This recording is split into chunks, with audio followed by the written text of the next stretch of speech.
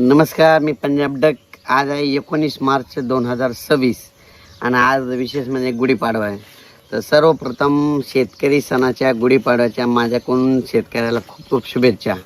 आणि आज आहे गुढीपाडव्याच्या निमित्तानं एक शेतकऱ्याला सांगू इच्छितो की काय झालं की काल थोडेफार प्रसारमाध्यमातून काही लोकांचं असं म्हणणं येईल की पश्चिम महाराष्ट्रातला अंदाज देऊन सांगली, सातारा, सोलापूर, कोल्हापूर आणि नाशिक जिल्ह्याचा अंदाज देऊन.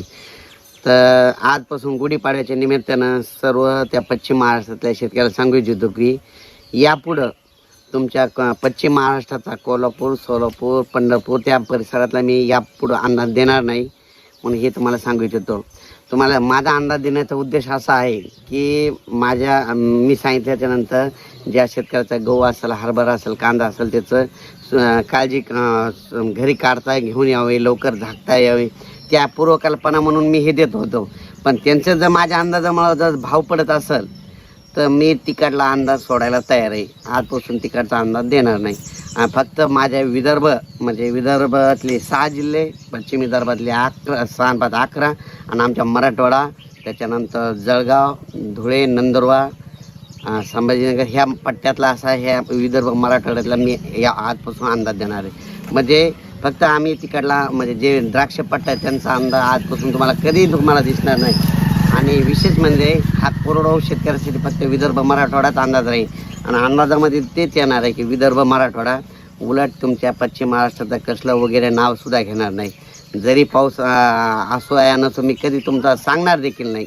कारण की शेतकऱ्याचे काल मी बघितले एक यूट्यूबमध्ये, तर त्यांचे असं म्हणणं आहे की अंदाज सांगून येत तर सांगतच नाही. तर तुम्हाला सांगू इच्छितो,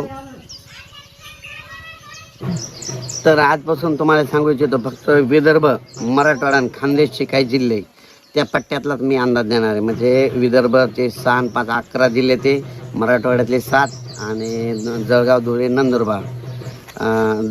नंदुरबार ह्या आणि अहिल्यानगरचा इकडचा खाल्ला पट्टा त्या पट्ट्यातला मी अंदाज देणार आहे. कारण की ह्या पट्ट्यामध्ये कोणाचे द्राक्ष नसल्यामुळं फक्त शेतकऱ्यासाठी अंदाज देणार आहे. शेतकऱ्याचं नुकसान टाळण्यासाठी अंदाज देतो. नसा अंदाज देण्याचं हेच हे की आपल्या शेतकऱ्याचं ह्या निसर्गाच्या लहरीपणापासून नुकसान होऊ नये म्हणून मी हे अंदाज देत असतो. आज देखील मी अंदाज सांगणार आहे. आज गुढीपाडव्याच्या निमित्त विदर्भ मराठवाड्यातल्या शेतकऱ्याला सांगू इच्छितो की विदर्भ आणि मराठवाड्यामध्ये 6 आणि 5 11 जिल्ह्यामध्ये सांगायचं झालं तर वर्धा, नागपूर, भंडारा, गोंदिया, चंद्रपूर, यवतमाळ, वाशिम, हिंगोली, नांदेड, परभणी, लातूर, बीड, जालना, संभाजीनगर, जळगाव, धुळे, नंदुरबार, त्याच्यानंतर बुलढाणा, अकोला, अमरावती या पट्ट्यातल्या सर्व शेतकऱ्याला सांगू की आणखीन आज आणि उद्याच्या दिवसात विदर्भ मराठवाड्यामध्ये पावसाचं वातावरण राहणार आहे. काही ठिकाणी वारं सुटेल, कुठं पाऊस येईल, कुठं गारा देखील पडतील म्हणून हा अंदाज लक्षात येतात. हे फक्त 2 दिवस वातावरण राहणार आहे म्हणून हा अंदाज महाराष्ट्रातल्या शेतकऱ्यांनी गुढीपाडव्यानिमित्त हा अंदाज हे लक्षात घ्यायचा. कारण की राज्यामध्ये आज देखील आमच्या भागामध्ये खूप पाऊस झाला सकाळी आणि बऱ्याच शेतकऱ्याचा गहू राहिला होता तर त्यांचं नुकसान झालं. पण आता हे आणखीन 2 दिवस विदर्भ मराठवाड्यामध्ये पूर्व विदर्भ, तर विदर्भ मराठवाड्यामध्ये 6 आणि 5 11 जिल्ह्यामध्ये आणि त्याच्यानंतर मराठवाड्याचे 7 जिल्हे आणि तेलंगणा आणि मध्य प्रदेश ह्या सर्व शेतकऱ्याला सांगू इच्छितो की 2 दिवस आणखीन पावसाचं वातावरण राहणार आहे म्हणून हा अंदाज लक्षात घ्यायचा. त्याच्यानंतर 21 तारखेच्या नंतर परत हवामान कोरडं होणार आहे म्हणून हा अंदाज देखील सर्व शेतकरी लक्षात घ्यावा. आता ज्यांचा कोणाचा गहू राहिलेला असेल, हरभरा असेल, आज आणि उद्याचे दिवस वातावरण खराब आहे.